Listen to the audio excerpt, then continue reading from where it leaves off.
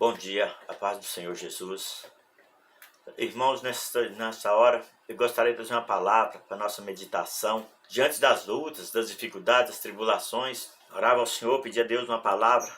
Quando o Senhor me deu uma palavra, que se encontra no livro de Jó, no capítulo 1, no versículo 13, quando diz assim: certo dia, quando os filhos e as filhas de Jó comiam e bebiam vinho na casa do irmão mais velho, veio um mensageiro a Jó e lhe disse: os bois lavravam e as suas jumentas pastavam perto deles. Então deram sobre eles os sabeus e os tomaram.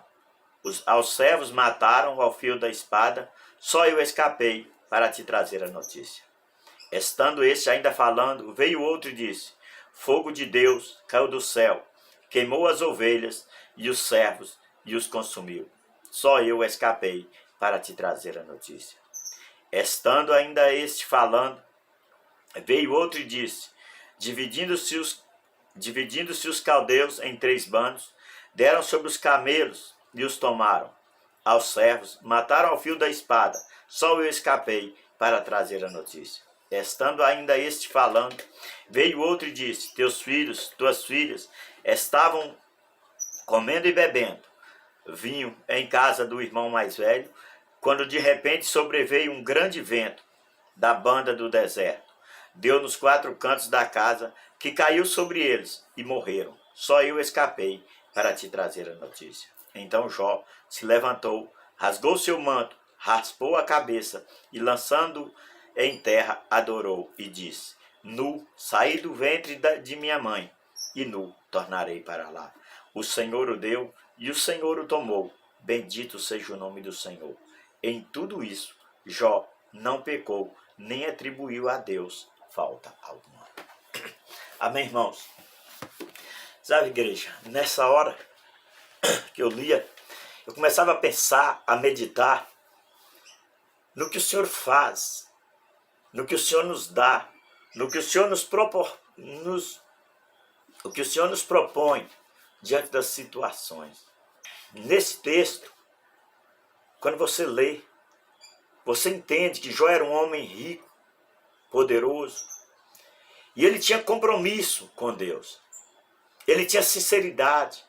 Se você lê o texto antes, você vai ver que quando os filhos de Deus se apresentou diante do Senhor, chegou junto com eles também Satanás.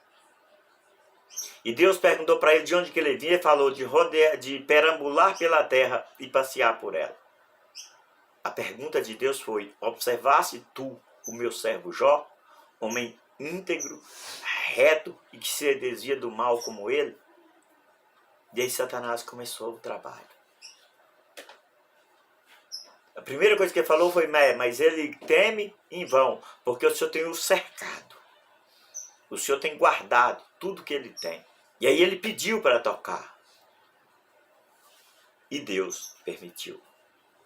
Então, igreja, há coisas que acontecem na nossa vida que Deus permitiu.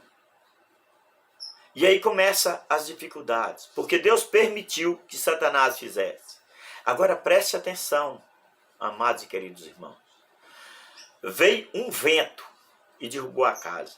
Então, às vezes, vem um vento forte, uma tempestade. Pode ser da parte de Deus permitiu que Satanás enviasse a tempestade. O povo foi, matou servos e roubou animais. Porque Deus permitiu que Satanás enviasse aquele povo para fazer aquilo ali. Então, irmãos, ou é a vontade de Deus, ou é a permissão de Deus que as coisas acontecem nas nossas vidas. Quando é a permissão de Deus para Satanás fazer alguma coisa contra as nossas vidas, na nossa caminhada, não tem como nós evitarmos isso. Mas tem como nós passarmos pela situação, glorificando e exaltando o nome do Senhor. Quando todos esses males veio sobre Jó, ele não pecou. Ele não impôs sobre Deus a dificuldade, a luta, o problema que ele estava enfrentando ali naquele momento. Ele disse: nu eu vim, nu eu voltarei. Deus deu, Deus tomou. Louvado seja o nome do Senhor. Irmãos, diante desse texto, O que eu queria deixar para a amada igreja é o seguinte: nós não sabemos o dia em que seremos tomados. Nós não sabemos o dia em que a igreja será arrebatada. Mas nós sabemos uma coisa: toda mão Satanás apresenta diante de Deus e fala: deixa eu tocar. Deixa eu colocar uma pedra de tropeço, deixa eu colocar isso no caminho, deixa eu colocar um namorado, uma namorada, deixa eu colocar um vizinho, deixa eu colocar alguém ali no caminho para perturbar. Agora cabe a cada um de nós, irmãos, colocarmos a nossa identidade cristã em primeiro lugar. Eu não tenho que me vestir para agradar o mundo, eu não tenho que me vestir para agradar o homem, mas eu tenho que me vestir para agradar a Deus. Como servo de Deus, eu tenho que apresentar como um servo. Como homem de Deus, eu tenho que apresentar como homem de Deus, para quando Satanás chegar diante de Deus para me acusar, para falar alguma coisa, Deus falar: é íntegro, é reto, se desvia do mal, porque o mal virá no seu caminho. Não tem como evitarmos, estamos aqui neste mundo, e a Bíblia deixa claro: o mundo jaz do maligno. Então ele vai lutar, ele vai pelejar, ele vai fazer o que tiver de fazer para te tirar do caminho. E esse caminho é Jesus. O Senhor diz na palavra dele: eu sou o caminho, a verdade e a vida. Ninguém vai ao Pai senão por mim. E eu lia hoje de manhã, quando o Senhor Jesus fala que nós precisamos honrá-lo, que nós precisamos aceitá-lo. E quando nós aceitamos Jesus, nós aceitamos a Deus. Nós precisamos colocar o Senhor como primazia. A pessoa que blasfema, que nega a Cristo, ele está negando a Deus. Porque aquele que recebe a Cristo, recebe a Deus. Então Jó naquele momento ali, ele tinha tanto Deus, que aquilo que estava perdendo, ele não se importou com a situação. Mas quando eu falo daquilo que ele estava perdendo, irmãos, tem que frisar para a amada igreja, para os amados irmãos, o que é que Jó tinha verdadeiramente?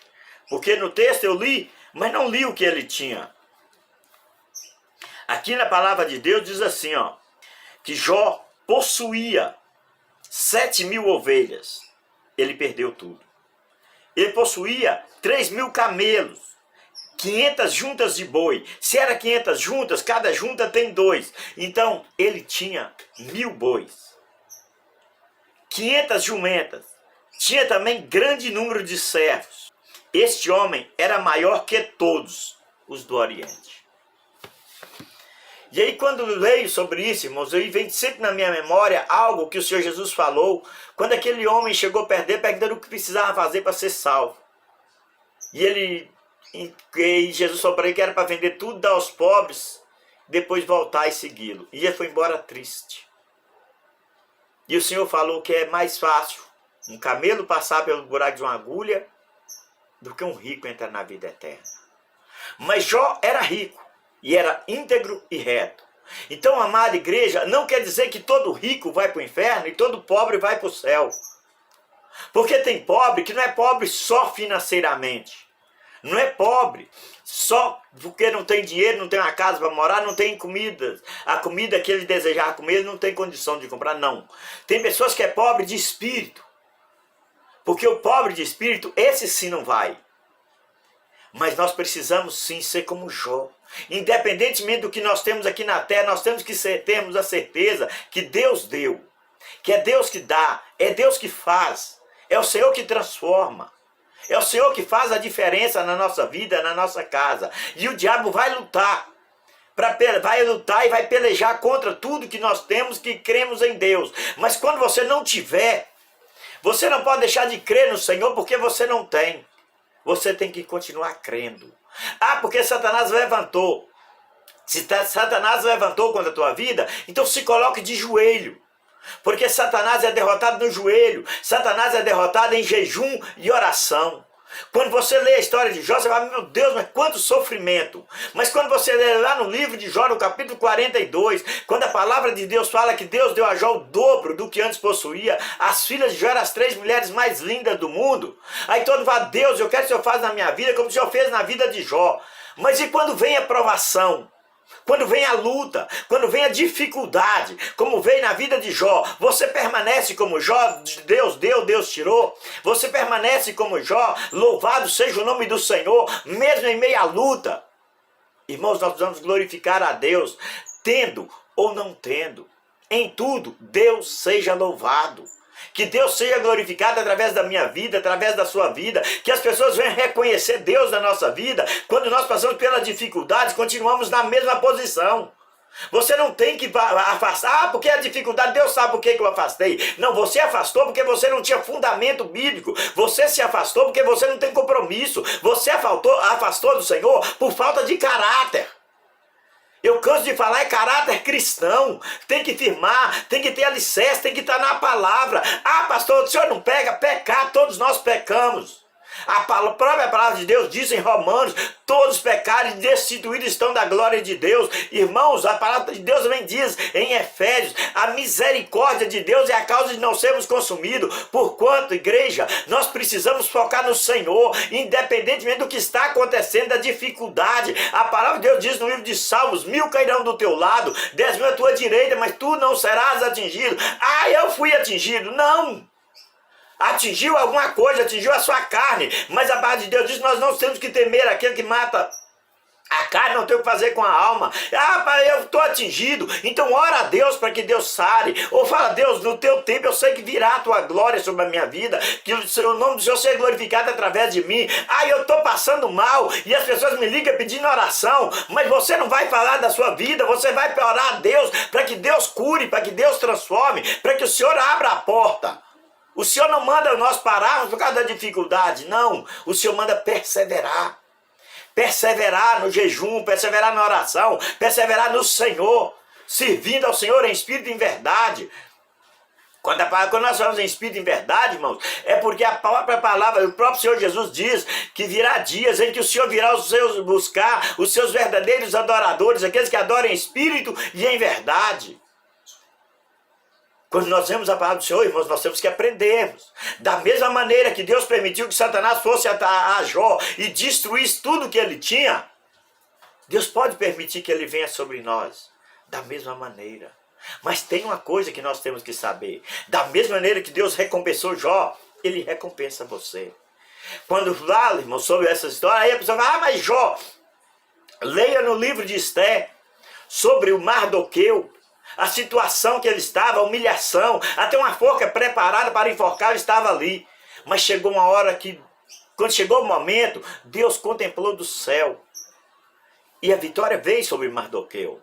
O próprio homem que estava ali maquinando, pelejando contra ele, colocou ele sobre um cavalo e saiu andando na rua e gritando que aquele era o homem a quem o rei queria honrar. Se você ler a história, você vai ver que na forca foi preparada, que Amã preparou para Mardoqueu, foi ele que foi enforcado.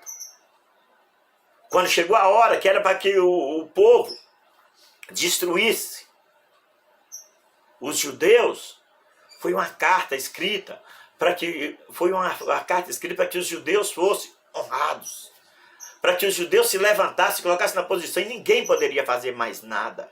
Vai chegar a hora que Deus vai fazer isso na nossa vida. É nessa vida? É aqui na terra? Não sabemos. Pode ser na glória, mas é eterna. É para sempre. Como diz o livro do profeta Isaías, operando Deus, ninguém impedirá. Mas quando vier a luta, irmãos, vamos passar, vamos aceitar. Não quieto, não sem orar, não sem jejuar, não, porque eu vou esperar a Deus fazer, não. Faça a sua parte, casta de demônios, sai com oração e jejum, mas não imponha todas as culpas na aprovação em que é Deus que permitiu, não. Olhe bem, busque, olhe para trás. Olha para trás, dê uma olhada na sua vida, no ontem, no que você andou fazendo. E presta atenção, é provação ou é o seu pecado? Como diz o apóstolo Paulo, o Senhor não se deixa escarnecer. Aquilo que o homem plantar, ele ceifará.